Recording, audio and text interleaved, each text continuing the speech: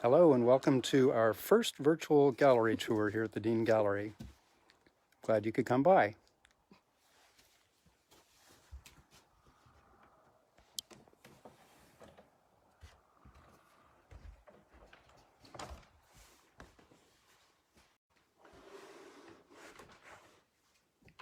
So I'm just going to do a quick walkthrough and then we'll take some time to look at each individual piece.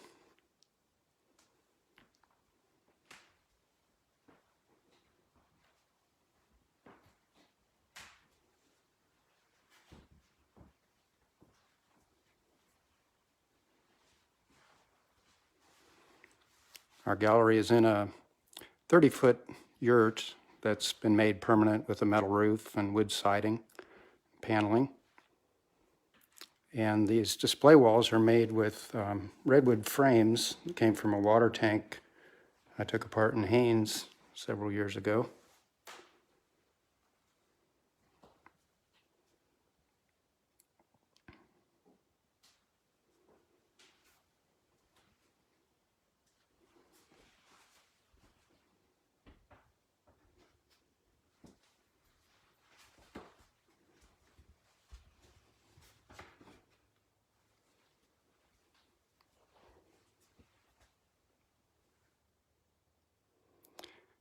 The gallery has work by myself, Jeff Dean, and by my daughter, Mafonwi, and Rania, my wife. So you'll see quite a wide variety of pieces and variety of styles.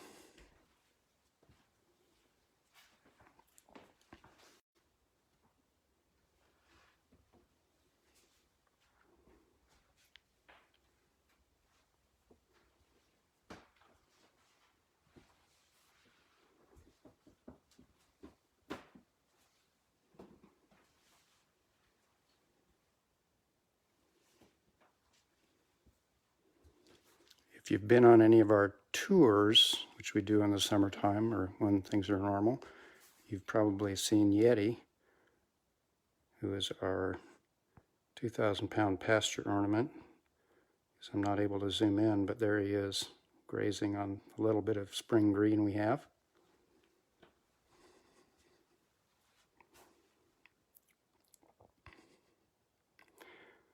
So we have bronzes that Rania and I both make. There are these engraved steel pieces that I do that are colored by heat.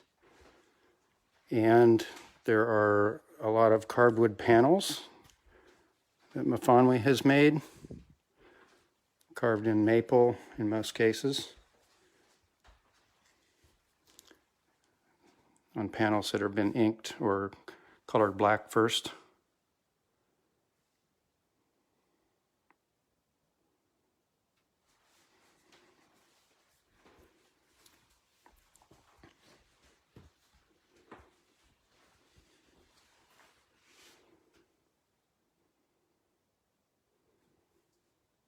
Rania grows a lot of poppies, and sometimes she'll take the time to paint them to make them into decorations.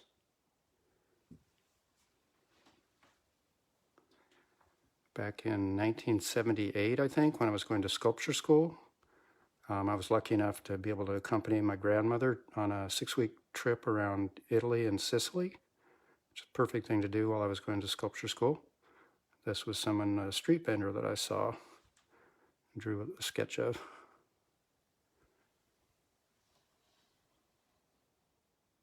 Famu makes her pieces in all different sizes, from a few inches across to 4 feet at this point. And she's got her eye on some big panels. So another thing I have are metal photo prints.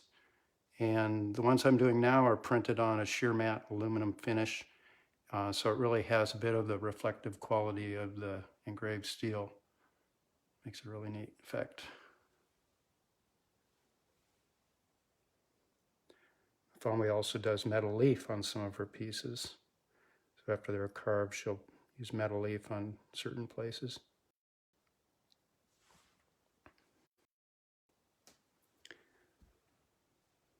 This is one of Rania's bronzes. We had a horse called Gray, and he was a percheron when we were living in North Carolina. And Rania made this when our oldest son, was pretty young, 3 years old. She used to ride graying with all three of the kids on the trails and back roads around the mountains of North Carolina. He was a very gentle beast for his great size, as long as you kept out from under his feet.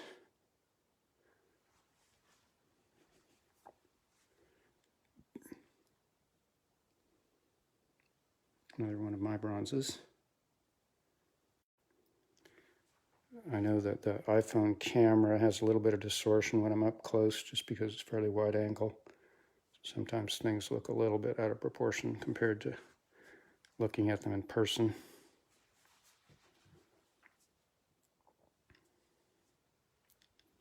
So all of Rania's and my pieces are for sale on my website, jeffreyhdeen.com. And Mafanwe's work is, for the most part, on her online gallery, or some of the linked sites from there. This piece, Paleolithic Moonrise, is a little bronze with alabaster that I made based on the shape of a fragment of a mammoth pelvic bone that I found. Well, actually, we used to find a lot of prehistoric bones when I was a kid growing up in Fairbanks, but this one came from, I think it was a scrap pile from the museum, mammoth pelvic bone. And this piece is actually my Artist's Choice sale featured piece this week. If you go on my website, you'll see that. So it's on sale.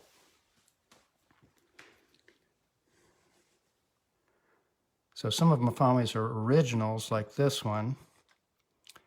And some of them are actually prints. So she'll scan the original and get it printed on maple. And the effect is pretty remarkable because of the way she scans it. So it's got almost a three-dimensional quality to it.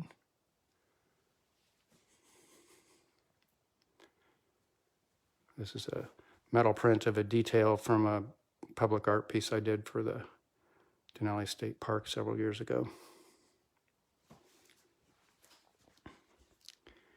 And this is a metal print of a piece I did last year for the new hospital in Bethel, Yukon-Kuskokwim Health Corporation. And the original is about 12 feet wide. It's made in 4 panels. It's called Seal Moon Rising. But again, the metal print on the sheer matte finish gives some of that same quality you get with moving across the original of the engraved steel.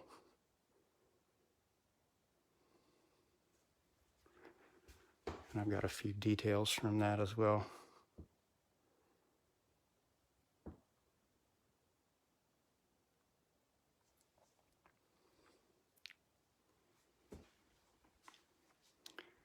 So another thing Mafanwe does are these little original pendants. They're ink drawings mounted in little copper or silver colored bezels with glass over them. Each one's an original.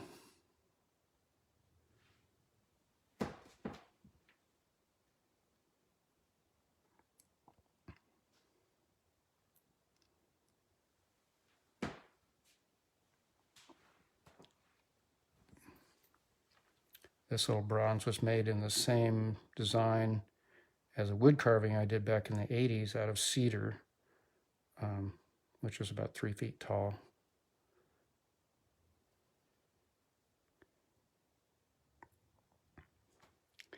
And this piece, Queen of the Nile, it's a bronze. It was modeled after a, I can't remember if I found the stone when I was at pottery school in California on the beach, or if I found it when I was a kid, maybe out on the McKinley River in Denali National Park. But it had the same kind of a classical torso look to it. Here's another example of Mafanwe's original carvings. This is I don't know what you call a 4-piece.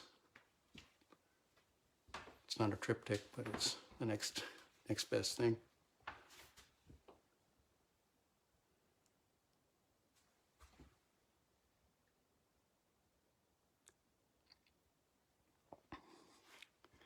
And this piece here is called Between the Tides. It's the salmon in their ocean phase, silver salmon. The first one I did of these was made for the Bidarka Inn here in Homer. It's behind their reservation desk. And I often do these in editions of 7, so I can make them in any size to fit your space, or if I'm making them on my own, I'll just pick a size that I think is appropriate.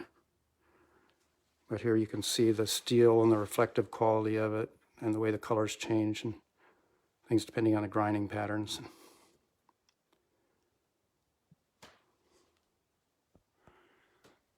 These are some little studies.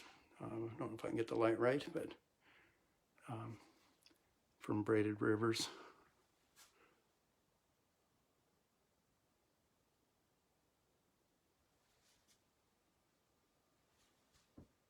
And Mafami's Eclipse. This one is a hand-embellished giclée print.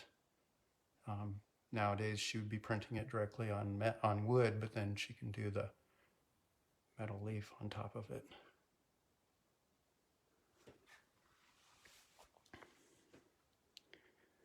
And another bronze frog. The original I did for this was done in a black Alberine soapstone, and then I made a cast of it and modeled it in wax, or cast it in wax and did some more refining on it, carving, and finally cast them in bronze. We have one of these on the ledge beside our tub on some beach rocks or river rocks, and it looks really great when it's got water drops on it. Some more of Mafami's pendants.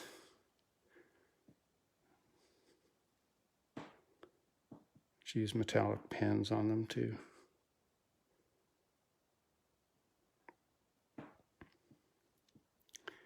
And then this is Ranya's mother and baby rhino, which she modeled back when we lived in North Carolina. And it was, for us at least, before the internet. And we used to work and do, for reference, we had stacks of animal books that were all covered with clay and full of dog-eared pages and bookmarks. And then we didn't have many pictures of Indian rhinos, and a friend of ours who had a zoo in Florida sent us a video called The Birth, or Rodha's Birth. And it was in the dark in some kind of a barn, barely any light, and it showed a rhino giving birth, and that's all Ranya had for reference, but she did an amazing job.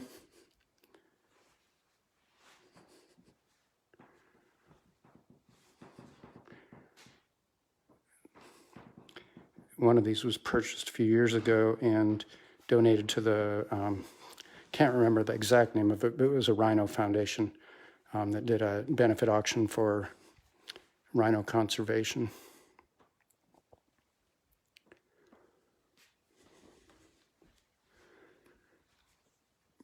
This is another piece from a sketch I did on our Italy trip.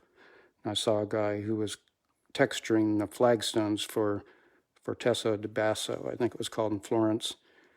So there was all these rectangular stones. He was cutting the herringbone pattern into them. And I did a sketch, and later I did this bronze relief. See his carving chisels, his pack of cigarettes, and he had a paper hat that was folded, just a cylindrical kind of hat.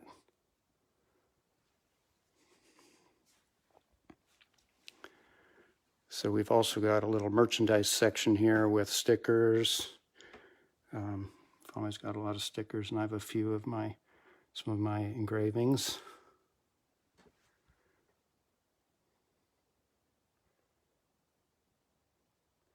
And then Mafami also has some little notebooks made from her carvings. This is a great embossed one of a raven print. And then some of these have metal leaf. It's printed with the metal ink, metallic ink. Gives a great reflective quality.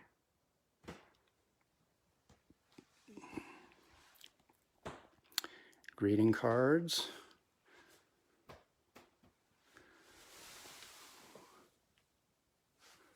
And then Mafami's, well, she's got flasks with her prints on them, and also magnets and buttons. Rania's been doing a lot of drawing in the wintertime lately, and then getting giclée prints made from them. So she's been doing graphite drawings and then scanning them, and then after they're printed, she hand embellishes them with white charcoal pencil. So it adds a little bit of a neat texture and highlights to them. This one is one of her riding Yeti, who I showed you earlier. Well, it's inspired by her riding of Yeti. It's not necessarily her.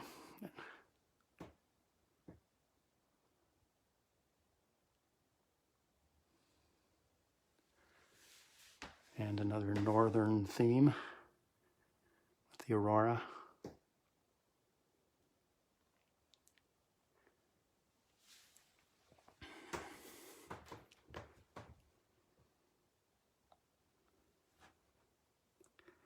She loves doing trees.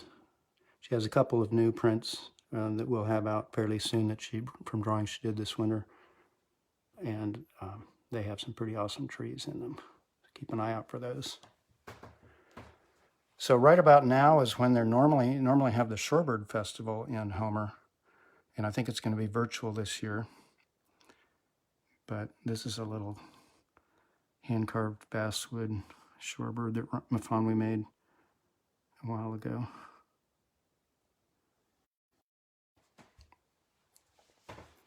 And of course, Homer is the halibut fishing capital of the world.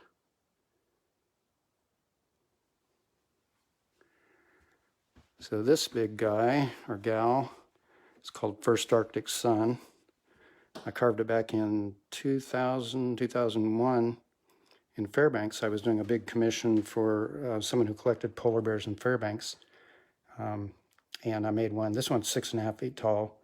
And I made one that was 7.5 feet tall called Polar Bear Sniffing at the Wind. Had his nose up in the air. And this one is called First Arctic Sun. I wanted it to look like the first rays of sun hitting it, coming up in the very beginning of the spring. So I weathered it for 10 or 12 years outside, so the back of it and the top would get gray and leave the front kind of goldish. So in the right light, it has a really neat effect. And if you ever get to visit in person, you'll get to feel its paws from underneath. But because it was weathered, it has some really neat texture on it from the different cracks in it. And of course, when you oil weathered wood, it turns black or dark. So I had to go back and rub titanium white pigment powder into it to get the gray effect back, but it gave it a really neat patina.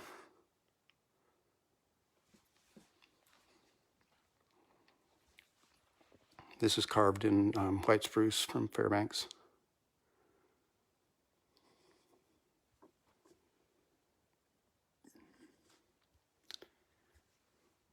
Back in the 80s, I was doing a lot of printmaking, and I'd been visiting a friend from pottery school back east, and I went to New York and got to go to a lot of the museums. And this was done as a woodcut print, and then I colored the block, and this is actually a metal print of that, or actually a wooden print of that block. But this one's called Looking at Moreau, and I just happened to be looking at this painting at the same time as an Asian woman who I thought blended right into it.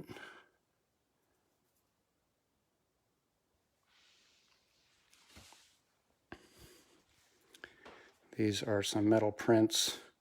The old style I was doing on just white aluminum doesn't have quite the same effect as printed on the bare metal, the sheer mat. But these were details from the piece I did up at Kosugi Interpretive Center in Denali State Park a few years ago.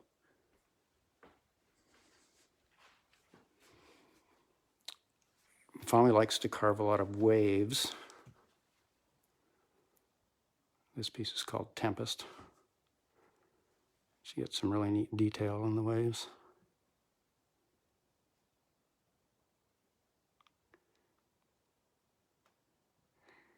And people often ask her how long it takes to make some of her pieces. And the only way she knew how long it took to make this one is because she listened to how many Harry Potter books? I was listening to Harry Potter audiobooks, and I got through the first 2 or 3 just on the circles alone. It was about 27 hours. You can see there's a lot of little concentric circles, and each one of those is carved with a tiny little V gouge. So lately, Mfami's been training herself to use her left hand, or non-dominant hand, for carving and drawing because of an injury. And so lately she's gotten almost equally good at carving or drawing with her left hand. And keep an eye out on her Instagram page and whatnot, because she's been doing a lot of simultaneous drawings as well, where she'll draw a similar drawing with both her left hand and her right hand at the very same time. And it's pretty impressive. She has some time-lapse videos of that process. This is a sleeping baby dragon, it's called. I have both upright and laying down ones. And I made an original one of this in soapstone for my sister-in-law years and years ago. She had a 4-inch crystal ball, which I made it as a cradle for that when it was lying down. And we actually have one of those green one in our house, and it has a green fishing float in it with the pattern of the net on it, and it makes a really good stand for that. These are Ranya's 3 bears, polar bear and a black bear and a grizzly bear that are bronze. The original for these were fired water clay. Another little wave.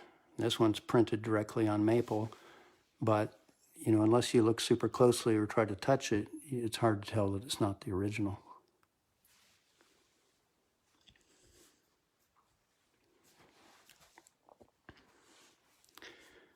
This piece is called Earth, Air, Fire, Water, and the Smith.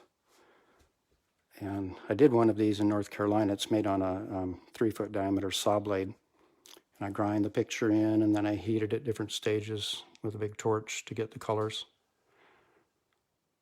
The first one of these I made was purchased by a guy at a blacksmith museum in Tennessee. He bought a few different pieces of mine. And Rania grew up milking goats, and still milks goats. And this is one that she made several years ago. It's a bronze.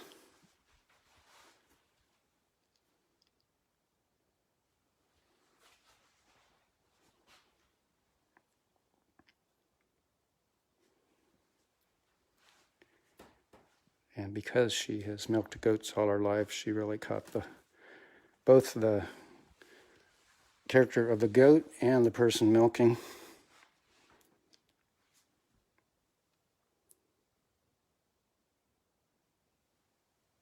Not that every goat is as patient as this.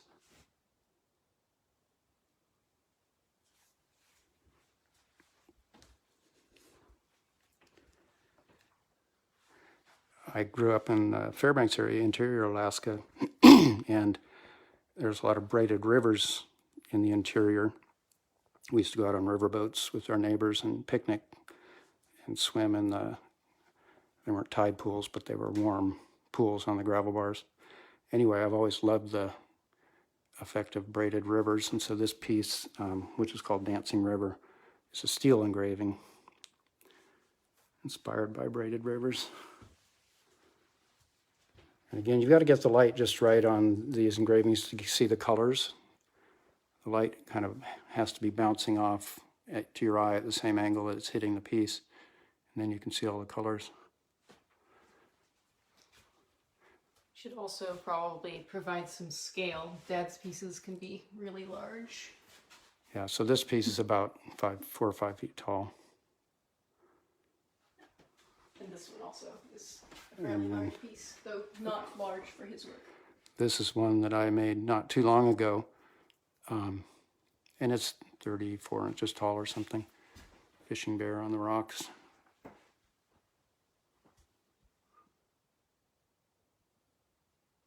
And this one's a similar design to a big chimney piece I did in North Carolina. I'll show you a picture of it in a minute. But one fun thing about doing these engravings is you use all different kinds of abrasives, and you have to grind in the pattern you want to suggest the form or the movement of whatever you're making. And then when the light catches it, it gives a really interesting effect.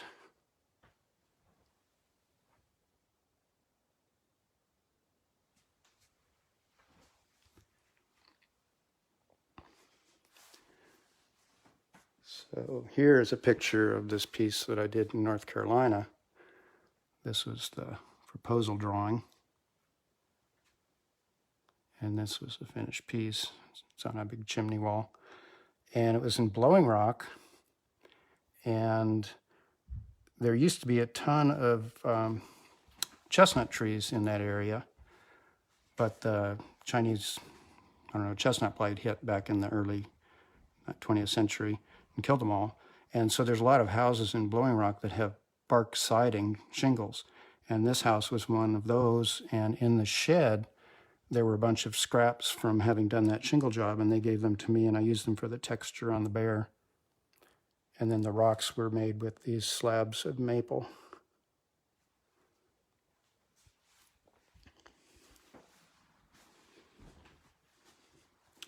Here's another one of Mafonley's original carvings, cranes.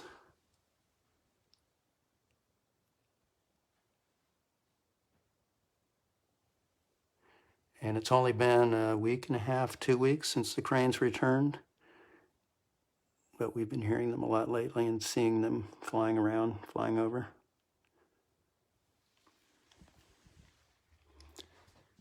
A couple more braided rivers pieces. Don't have the best light on them.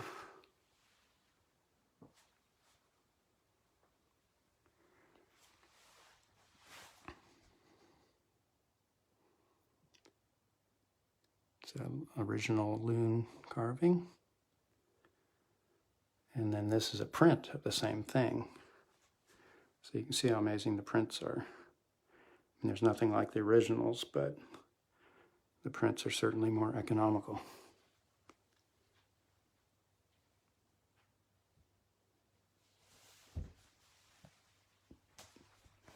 And this is a metal print of a piece I did called Bear Trails and Tall Tales. This one I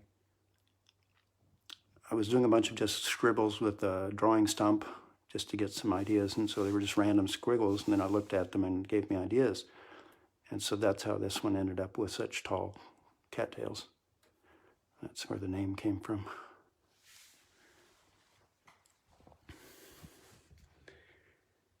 And this is another original of Mafonley's called Night Spores. She works the circles into many of her designs.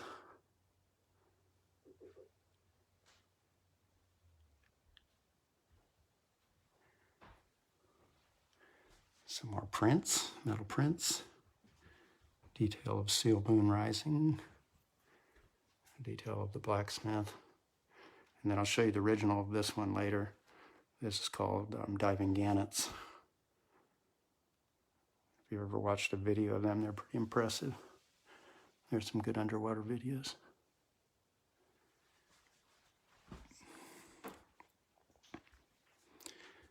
And this one is, again, it's a metal print, but it's printed on the sheer matte finish. Has great reflective qualities for the colors. And this one's just sort of tucked over here. It's sold and waiting for the right time to be able to install it. But this one's called Unexpected Company. I've done a couple of these now.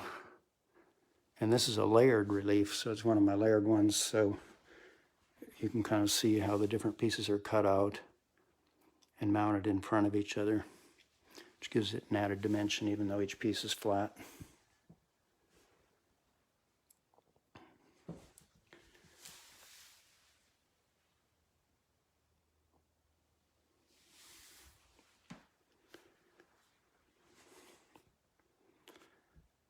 Here's a salmon piece of Mafonley's.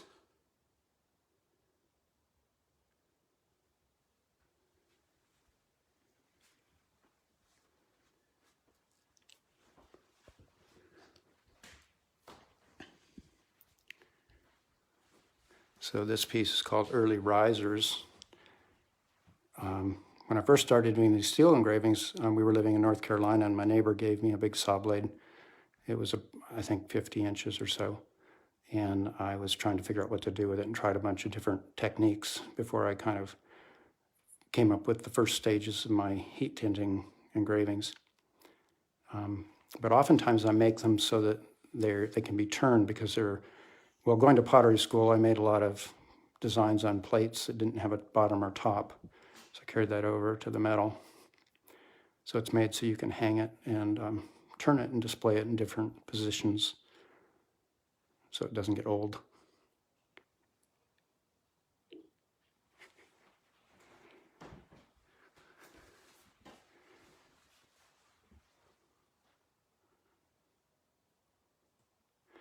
I think this is the third version of these I've done.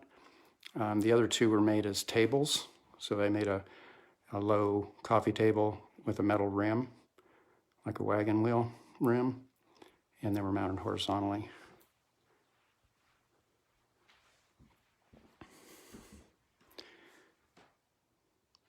This one is Unearthed. It's another hand-carved basswood with metal leaf Mafonley made. And she's got hand-embellished prints of these two on wood.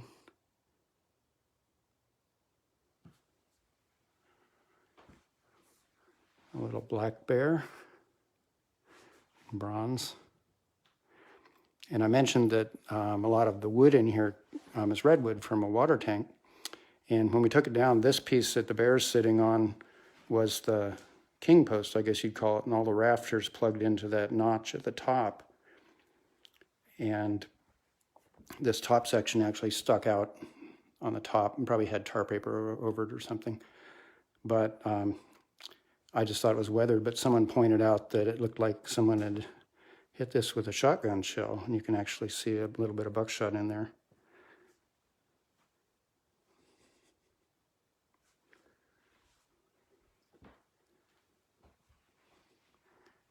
This is Mafonley's largest piece to date, called Changing Skies.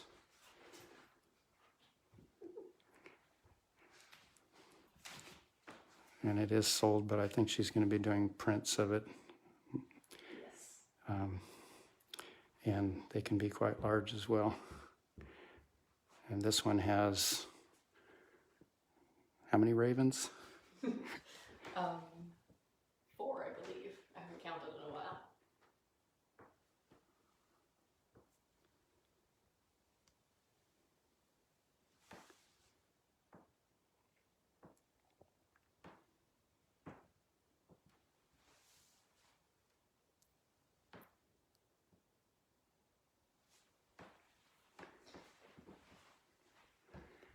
Question is, can you find all the Krakens in that piece? Yeah, so she's saying, count the Krakens from the depths. You can go by their eyes and be happy you're not on this ship.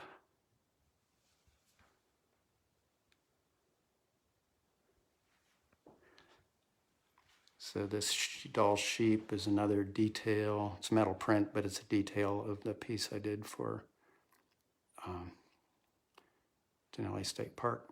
I'll actually show you a picture of that.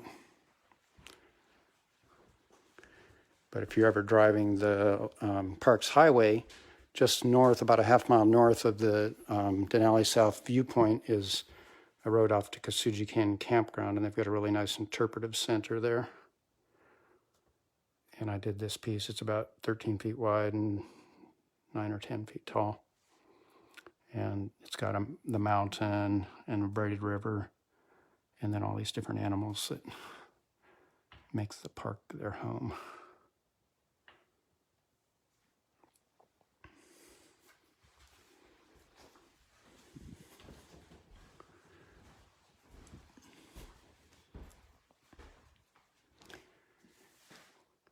when when my family got into these, doing these carvings, she started out doing woodcut prints, and she was actually printing each one and making paper prints from them by hand. And then she decided she really liked making the carvings so much she wanted just to have that be the finished work. So these are all prints on maple of some of her original carvings, first she did.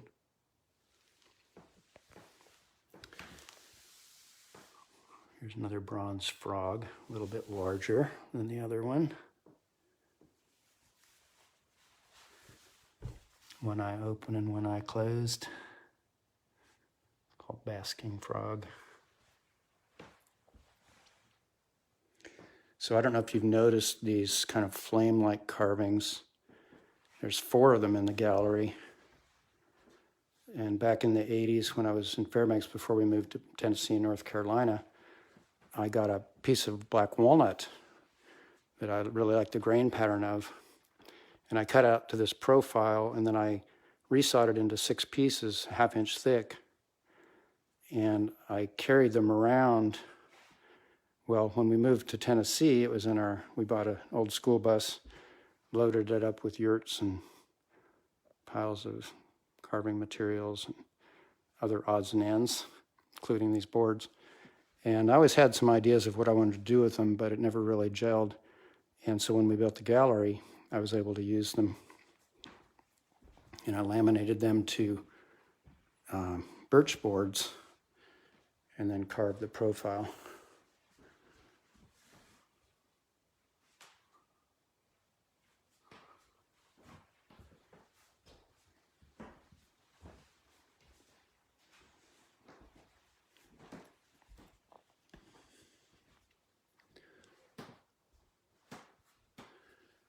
Here's another one of Ranya's Magic is a foot prints.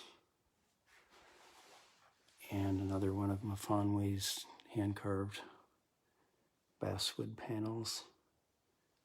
The castle. And these 2 this wave, and it's a print.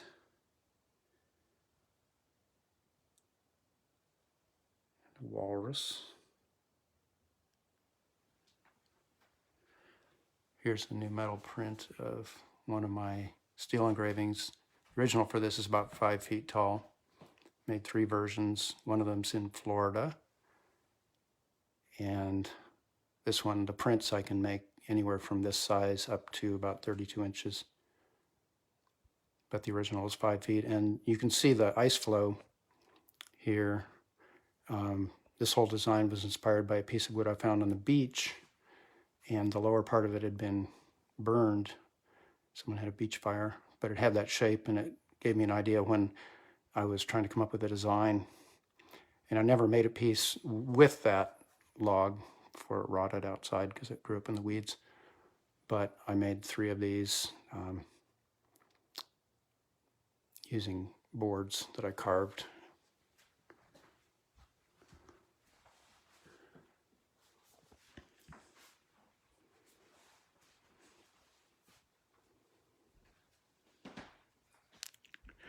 Well, I guess that's about it.